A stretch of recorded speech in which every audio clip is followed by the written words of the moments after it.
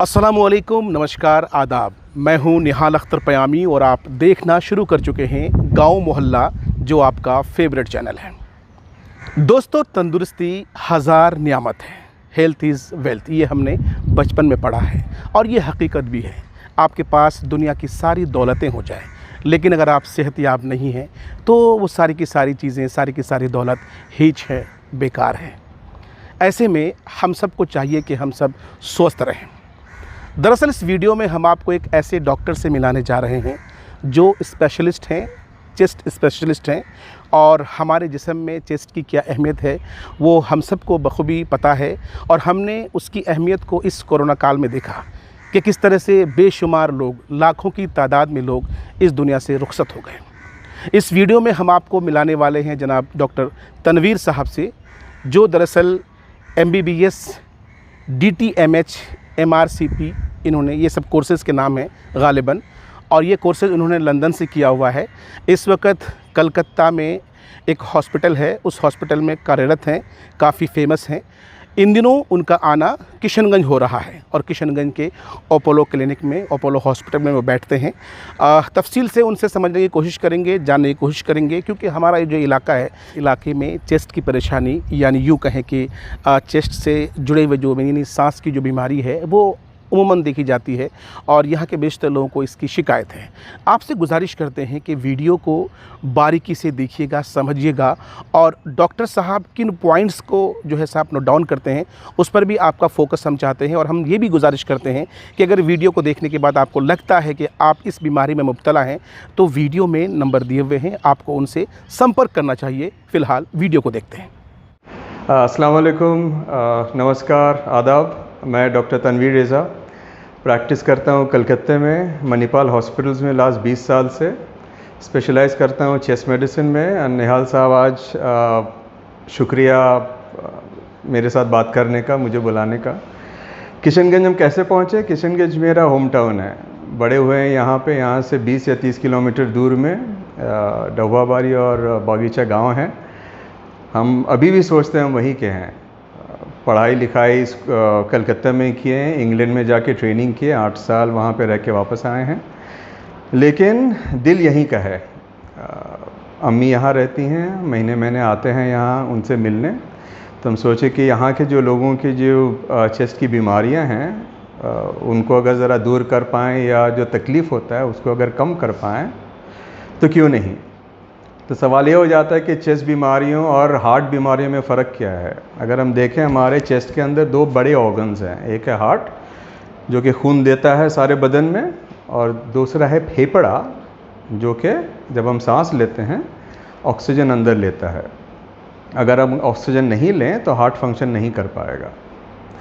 फ़र्क ये हो जाता है कि हार्ट अगर अचानक बंद हो जाए तो हम लोग गुजर जाएंगे, हम लोग नहीं ज़िंदा रह सकेंगे। लंग्स अचानक बंद नहीं होता है, लेकिन परेशान बहुत करता है। अब आप पूछ सकते हैं कि क्या क्या परेशानियों से हमारे पेशेंट्स आते हैं हमारे पास। पहली बात है खांसी। ये सबसे ज़्यादा तकलीफ़मंद बीमारी है। अगर आप पूछें कि हमारे चेस्ट के जो प्रॉब्लम्स हैं क्या हैं, सबसे ज़्यादा तकलीफ़मंद प्रॉब्लम ये है खांसी का। अगर आप खांसना शुरू करें और अगर नहीं बंद कर पाएँ, तब जो तकलीफ़ होती है वो शायद सीने में जो दर्द होता है हार्ट अटैक के वजह से, उससे भी ज़्यादा हो। हमारा प्रॉब्लम और एक ये हो जाता है कि अगर सीने में दर्द हो हार्ट अटैक की वजह से, इंजेक्शन से वो दर्द हम उसी वक्त गायब कर सकते हैं। लेकिन अगर खुदा न खास्ता अगर आपको खांसी हो और काफ़ी अरसे से खांसी हो, तो उसको दूर करना आसान नहीं है। जो भी दवाई क्यों न दें, आप खांसते ही रहिएगा जब तक कि जड़ तक पहुंच के हम आपका इलाज नहीं करें। दूसरी तकलीफ़ है हमारी सांस की। अगर सांस की तकलीफ़ फंस जाए, वो भी दूर करना बहुत आसान नहीं है। तो हम अपने पेशेंट्स को ये बोलते रहते हैं कि अगर हम बच पाएँ तो बचें। अब सवाल ये हो जाता है कि कैसे बच सकते हैं। पहली बात है सिगरेट पीना, या बीड़ी पीना, या पाइप्स पीना, जो भी हो, सब के सब धुआं सीधे अंदर जाते हैं फेफड़े में। फेफड़े में रिएक्शंस होता है। कैंसर तो बात की बात है, अगर कैंसर आपको स्मोकिंग के वजह से हो, धूमपान के वजह से हो, तो हम अपने पेशेंट्स को समझाते हैं कि आपका नसीब बहुत अच्छा है। हम फिर से दोहरा रहे हैं, अगर स्मोकिंग के वजह से आपका लंग कैंसर हो तो आपका नसीब अच्छा है। अब आप पूछ सकते हैं कि क्यों? क्योंकि अगर कैंसर हो आपका, आप उम्मीदन 6 महीने 1 साल रहेंगे, उसके बाद आपकी सब तकलीफ़ें दूर हो जाएंगी। लेकिन अगर धूमपान, स्मोकिंग, सिगरेट, बीड़ी के वजह से अगर कैंसर नहीं हुआ तो और एक बीमारी में फंस जाइएगा जो आपके साथ आज़िंदगी रहेगी और आज़िंदगी आपको परेशान करेगी। वो है ब्रोंकाइटिस। ब्रोंकाइटिस कहिए, एम्फिसीमा कहिए या अस्थमा कहिए, सब के जो सिम्टम्स हैं एक ही हैं, सांस का तकलीफ़। आसानी से हम ठीक नहीं कर पाते हैं। ऑक्सीजन देते हैं, इन्हेलर देते हैं, नेबुलाइज़र देते हैं, लेकिन जब तक आप हमारे पास आते हैं, और हम क्योंकि स्पेशलाइज़ करते हैं, मेरे पास आते आते आप लोग 3, 4, 5 साल देरी कर देते हैं। तो पहले आप अपने डॉक्टर के पास गए, खांसी लेके, वो खांसी का दवाई दिया, 1-2 एंटीबायोटिक दिया, फ़िलहाल आपको कुछ आराम मिला तो आप छोड़ दिए, उसके बारे में भूल गए हैं। इस बीच में आप 10, 15, 20 सिगरेट पीते जा रहे हैं रोज़। जैसे जैसे पीते जा रहे हैं वैसे वैसे हमारा जो लंग फंक्शन है वो आहिस्ते आहिस्ते कम होते रहता है। हमारा जो रिज़र्व है वो आहिस्ते आहिस्ते चला जाता है।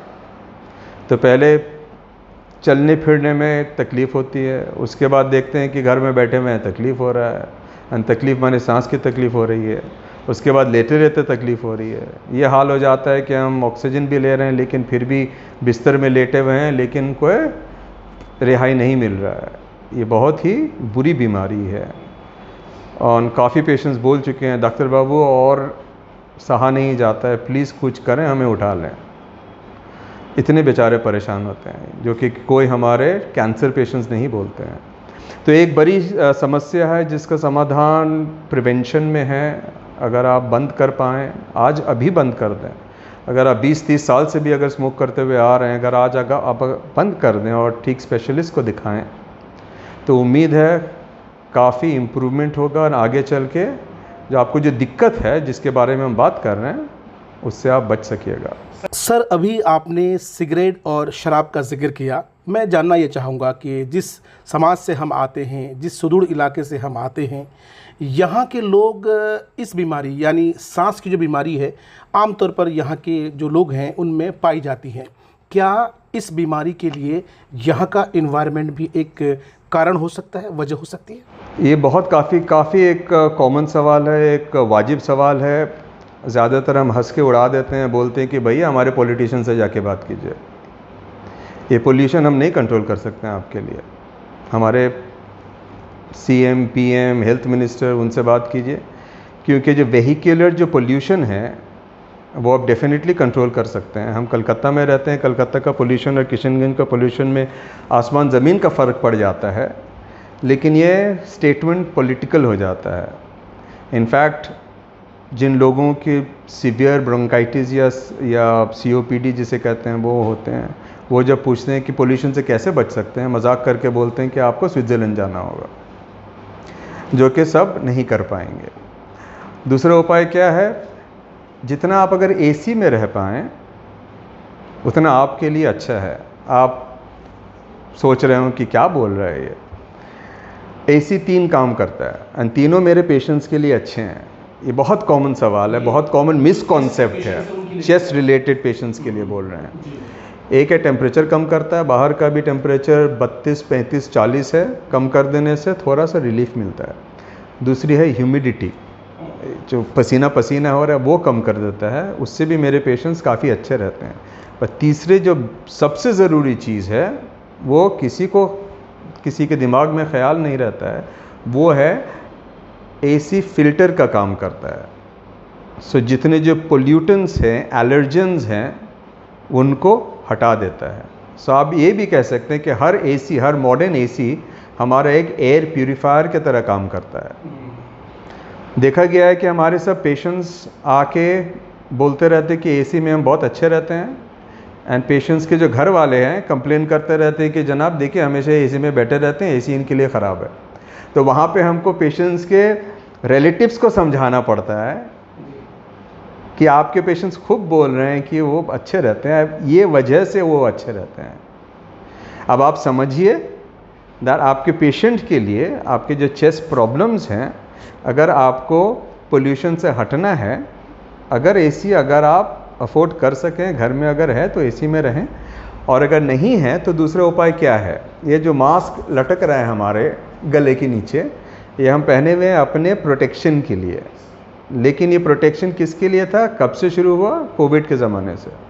अभी भी हम पहन के रहते हैं, और लास्ट 2 साल में इतने कोविड पेशेंट्स देखने के बाद, छूने के बाद, नज़दीक से एग्जामिन करने के बाद भी एक भी बार नहीं हुआ है।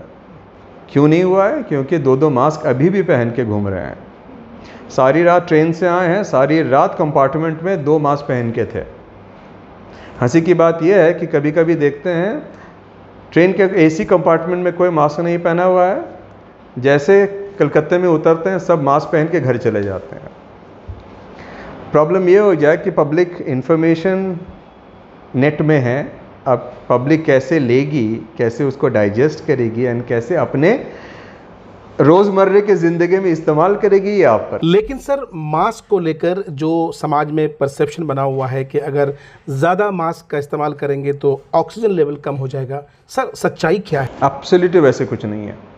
दिन रात मास्क पहनते हैं, कोई प्रॉब्लम नहीं होता है, ऑक्सीजन में कोई कमी नहीं होती है। ऑक्सीजन में कमी होने की कोई गुंजाइश ही नहीं है, ना ही कोई गुंजाइश है कार्बन डाइऑक्साइड बदन में बढ़ने का। अगर ठीक से पहने तो एब्सोल्युटली आप ठीक रहिएगा। नॉट ओनली आप पोल्यूशन से बच पाइएगा, लेकिन कोरोना या कोविड से भी बच पाइएगा। सर, वीडियो देख रहे लोगों में से कोई अगर आपसे संपर्क करना चाहे तो?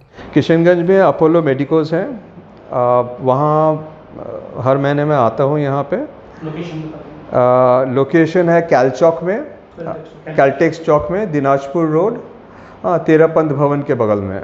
मोबाइल नंबर यहाँ का है 7667533807।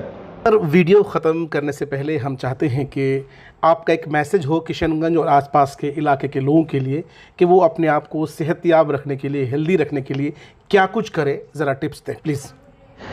हम लोग हमेशा भूल जाते हैं कि हमारा जो सेहत है अपना रिस्पॉन्सिबिलिटी है। कोई डॉक्टर आपको आके सेहतमंद नहीं कर पाएगा। सो हमको क्या करना है, 1-2 चीज़ अगर ब्रीफ में बताएं। हमको फिट रहना है। अगर हम सारा दिन बैठे रहें, हम फिट नहीं रह सकते हैं। हमको थोड़ा सा एक्सरसाइज करना होगा। अगर हो सके आधा घंटा 45 मिनट रोज़ या एक दिन बाद अगर हम वॉक पे जा सकें तो अच्छी है। फ्री हैंड एक्सरसाइजेस करना चाहिए। अपना वज़न जो है जितना कम हो सके, BMI 24-25 के अंदर में अगर रख सकें वो करना चाहिए। मेंटल स्ट्रेस जो है वो कम रखना चाहिए। स्ट्रेस करने से फ़ायदा तो कुछ होता नहीं है। जिस वजह से हम लोग स्ट्रेस्ड हो रहा है वो जो समस्या वो रह ही जाता है, उसका समाधान नहीं आता है। लेकिन अगर हम अपना स्ट्रेस लेवल करके ठंडे दिमाग से अगर सोच के अगर समस्या का हल निकालें तो वो प्रॉब्लम चले जाएगी। लास्टली सबसे आखिरी बात है, जो हम खा पी रहे हैं, ज़्यादा तेल घी नहीं खा के अगर हम लोग वेजिटेबल्स खाएं, ज़्यादा तेल नहीं इस्तेमाल करके या स्टीम्ड वेजिटेबल्स खाएं, या हम ये नहीं बोल रहे हैं कि आप खाना पीना पूरा बंद कर दें, सेंसिबली खाएं, ज़्यादा नहीं खाएं, कार्बोहाइड्रेट्स कम कर दें, तो आपका वज़न भी कम रहेगा, आपका कोलेस्ट्रॉल भी कम रहेगा, अगर ब्लड शुगर हो वो भी कंट्रोल में रहेगा और आप भी ठीक रहेंगे।